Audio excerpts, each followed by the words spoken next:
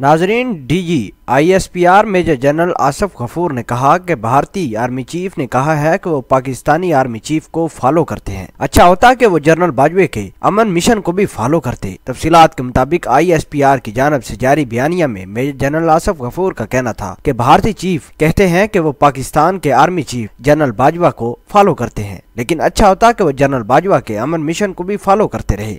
उन्होंने कहा कि जनरल बाजवा का विजन इलाकाई अमन और तरक्की है। भारत को पाकिस्तान के साथ दुश्मनी को तर्क करना होगा। जबकि दूसरी जानब वजीर खारजा शाह महमूद कुरैशी ने कहा कि पाकिस्तान दबाव में आएगा। इस तरह के सवालात और जवाबात भारत अपने जहन से निकाल दे। पाकिस्तान अमन पसंद मुल्क है, कशीदगी कम होने की कोशिश कर रहे हैं।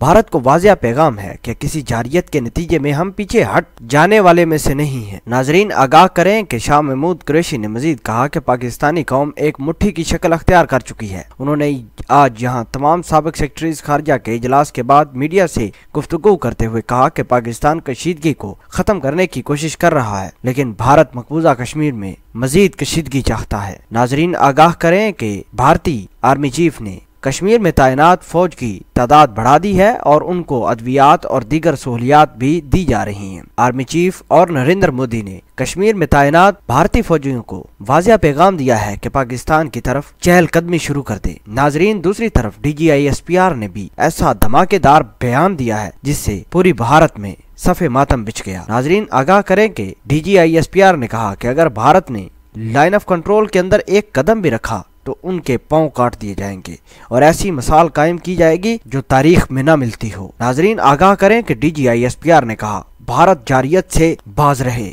वरना भारत को पता तो होगा ही कि पाकिस्तान की आर्मी, पाकिस्तान की अवाम और पाकिस्तान का वजीर आजम किस खसूसियात का मालिक है। नाजरीन, आप DG ISPR और शाह महमूद कुरैशी की गुफ्तगू को किस तरह देखते हैं? कमेंट सेक्शन में अपना इजहार ख्याल जरूर पोस्ट करना। मिलते हैं एक नई वीडियो में, तब तक के लिए आपसे इजाजत चाहते हैं। अल्लाह निगहबान।